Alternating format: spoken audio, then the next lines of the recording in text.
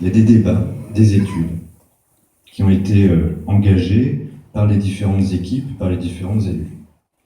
Depuis mars 2014, j'ai la charge de présider le SAN, c'est-à-dire d'essayer d'amener les élus vers des positions communes.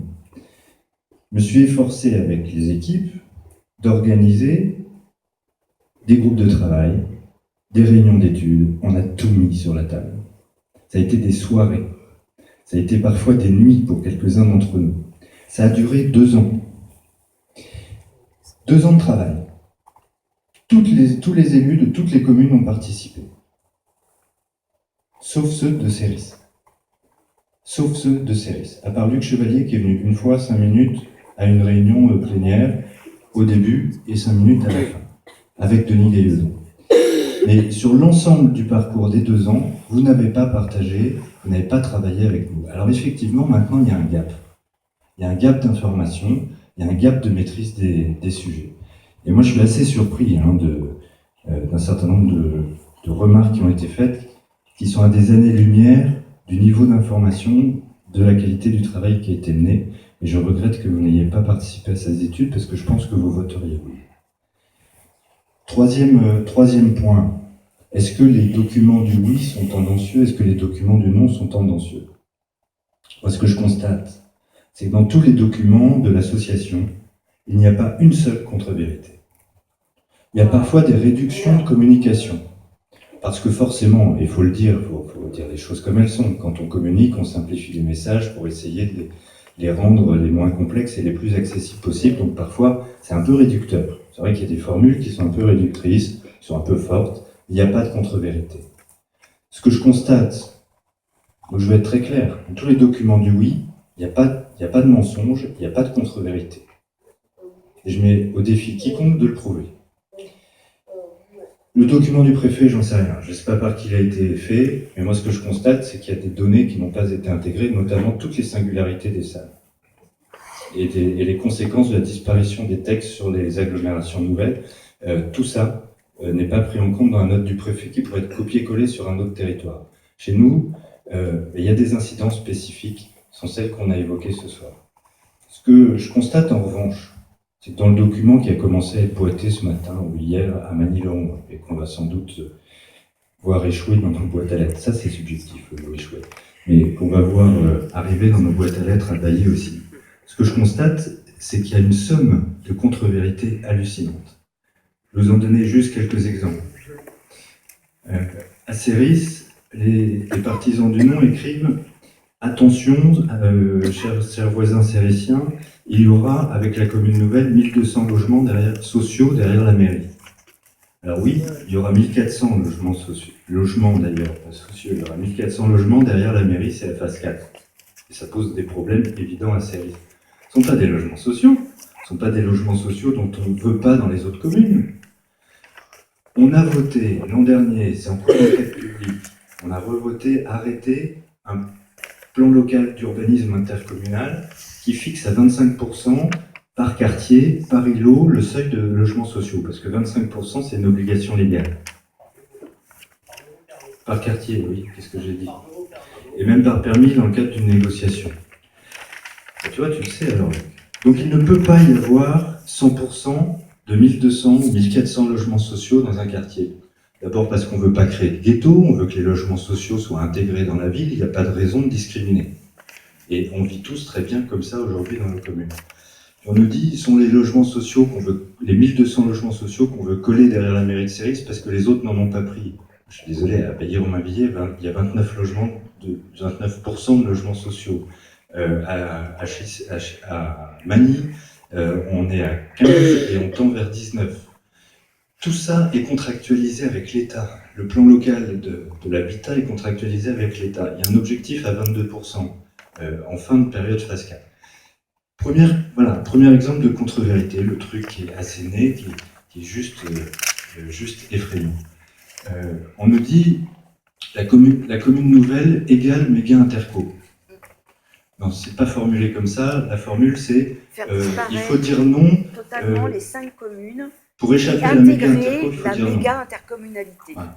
faut dire non pour échapper à la méga interco. Mais c'est exactement l'inverse. Bah oui, c'est ce qu'on vient de dire. Si on est en communauté d'agglo, on a un risque de fusion.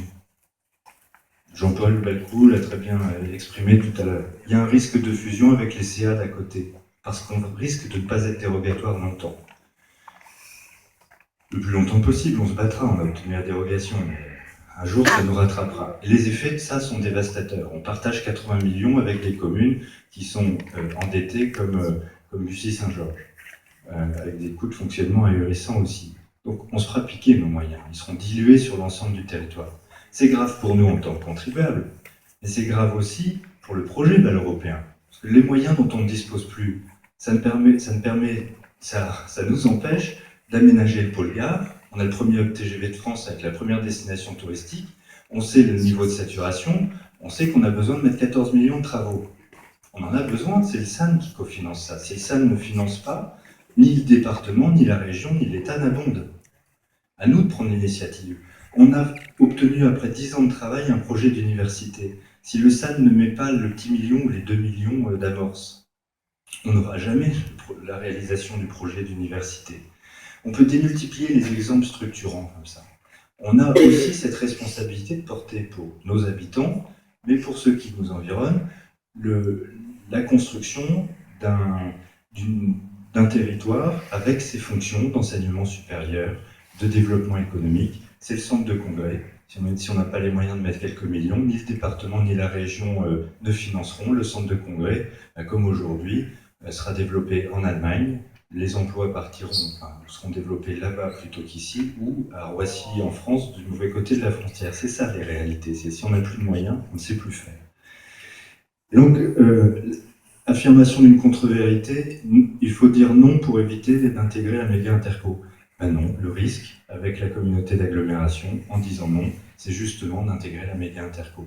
Le seul moyen d'y échapper, c'est d'être en commune nouvelle, parce que ça nous donne le choix. Ou peut-être d'intégrer la méga interco, si on en fait le choix, mais à nos conditions. C'est plus pareil. Et en préservant nos moyens, en les gardant sur le territoire. Voilà deux contre-vérités. Il y en a des litanies, je ne voudrais pas vous saouler avec ça, mais je m'insurge contre le côté soi-disant également partisan et orienté des deux documents. J'affirme que les documents du oui ne peuvent pas être mis en défaut et que les documents du non sont une sommité, en conscience ou pas, de contre-vérité. Je le dis très simplement et très fortement. Et je trouve ça très inquiétant pour le débat public. Quant à la dette du SAN, si vous aviez participé à toutes nos réunions, vous sauriez que la richesse du SAN, bizarrement, c'est sa dette. Pourquoi ? Le SAN a investi, je le rappelle, 1 milliard d'euros depuis sa création. 1 milliard d'euros dans les équipements publics dont nous bénéficions aujourd'hui. C'est considérable. La dette qui reste là, au moment où on se parle, doit être de l'ordre de 165 millions d'euros. 165 millions d'euros sur 1 milliard d'investissements, pour reconnaître que ceux qui nous ont précédés, ceux qui m'ont précédé, et vous, messieurs, n'avez pas si mal travaillé. Il nous reste 165 millions d'euros. C'est une somme assez importante pour 30 000 habitants. Pas déraisonnable quand on sait qu'on construit en quelques décennies un territoire avec tous ces investissements, alors que dans les territoires de droit commun, on met des siècles à financer tout ça. Donc c'est pas si déraisonnable. Et surtout, nous avons aujourd'hui les recettes fiscales pour assumer cette charge d'emprunt. Recettes que nous risquons de voir partir vers l'État ou vers les autres territoires en communauté d'agglomération. Donc il faut qu'on les garde aussi pour rembourser nos emprunts. Et pourquoi ces 180 millions d'euros sont aussi notre richesse ? Parce que la dette s'éteint en grande partie en 2017, puis en 2020. Et donc, nous bénéficions par des jeux de compensation de cette extinction de dette, et ça devient une richesse. Ça peut être très clair là, sur le dernier coup.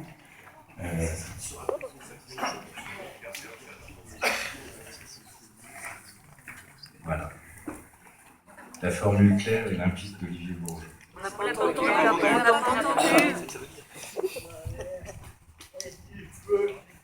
Toutes les recettes qui ne seront plus utilisées pour rembourser la dette serviront à nouveau à pouvoir générer de l'investissement, à pouvoir financer de l'investissement. Donc, sachant qu'on a une dette courte, on aura une dette très longue, le schéma serait différent. Mais sachant qu'on a une dette courte, effectivement, ça signifie qu'on va relativement rapidement retrouver les moyens de pouvoir relancer la machine sur le secteur. Donc c'est vrai que c'est pas inintéressant. Moi je voulais juste répondre sur une partie qui a été évoquée par Luc Chevalier, c'est sur le thème du personnel. En évoquant le chiffre de 4 millions de surcoûts s'il y a la réalisation de la commune nouvelle et le regroupement de l'ensemble du personnel dans les mêmes conditions de travail, dans une commune unique. Les 4 millions de surcoûts, c'est un chiffre qui a effectivement été évoqué et c'est le surcoût que générerait l'alignement sur les rémunérations les plus hautes de l'ensemble du personnel. Parce que vous vous en doutez bien, je veux dire, d'une commune à l'autre, pour un même travail, pour une même durée de travail, les conditions de rémunération ne sont pas les mêmes.